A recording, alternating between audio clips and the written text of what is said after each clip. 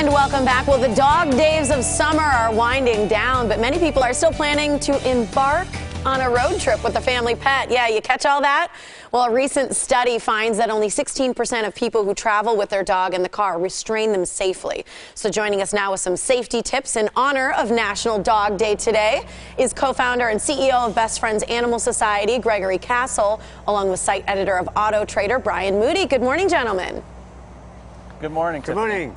Thanks for being here. You know, I think that statistic was interesting that people don't restrain their dogs properly when they're traveling. What should we know about traveling in a long or a short car ride with our pet? Well, there's a couple of ways of doing this. One is to, if it's a small dog, like Felicity here, put it in a crate, tie the crate down inside the car so it doesn't fly around.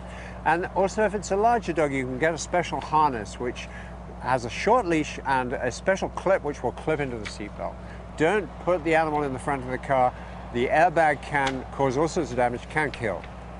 Well, I think we've all seen dogs with their heads out the window when you're driving down the street, different things like that. So you're saying clearly that's not the safest place for your pet to be. What types of vehicles, though, are safest for pet owners? Are there different ones that are better or worse for our animals? Well, you know, it depends on, your needs, your family needs and your needs to begin with. We want to start with cars that are good cars, economical and affordable and comfortable. But in addition to that, we think that there are some cars that are a little bit more pet friendly than others. So, for example, if you have a large dog, a sedan or a small compact sedan might not work. So we recommend cars like the Kia minivan, like this one behind us, has big sliding doors on the side so you can get that carrier in easily, or it's easier for the dog to jump in and out if you're going to restrain them with a harness.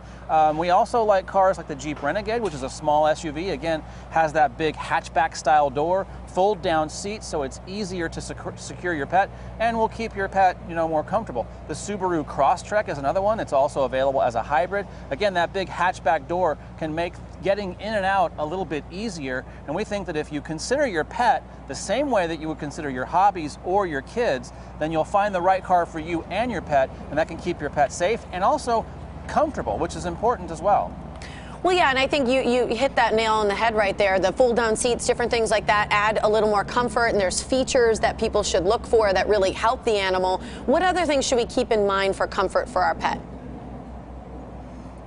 Well, Gregory was saying earlier how it's important to keep your pet in the car secure, but we also want to make sure that they feel calm. And so some things like rear seat air conditioning vents can help keep them cooler, but also there's things that we can bring with us in the car to make them feel a little bit safer and more comfortable too, right? Absolutely. Always make sure that the animal has food and water, any medication that's needed as well, and make sure you take some bags with you to put any trash that you may need after clear up or anything like that.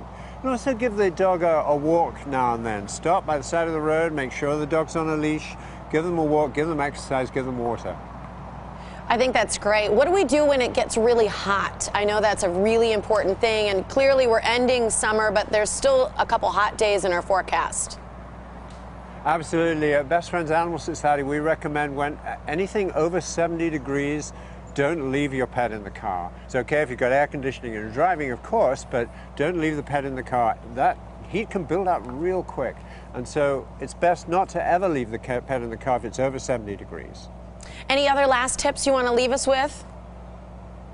Well, I think one of the things that's important to consider is whether you're buying a new or a used car, take your dog or your animal, your pet, with you. If you take your dog with you often on road trips or short trips, take him with you on the test drive. Take him with you to make sure that that car is going to work for you in the long run. You want a car that's going to work for you economically, but also that's comfortable and safe for your pet as well.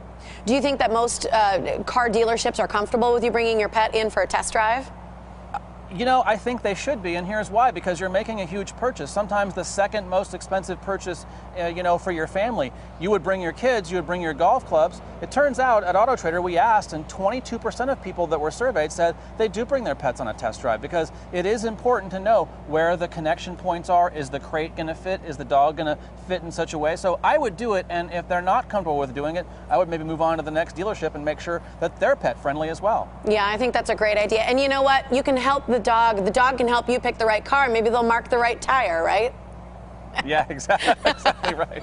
Thanks for joining us, gentlemen. One thing, always adopt your pets. Yes. Absolutely, absolutely. Make sure that there are no-kill shelters. We love that. Thanks for joining us on National Dog Day, gentlemen. Great, thank you. Thank you.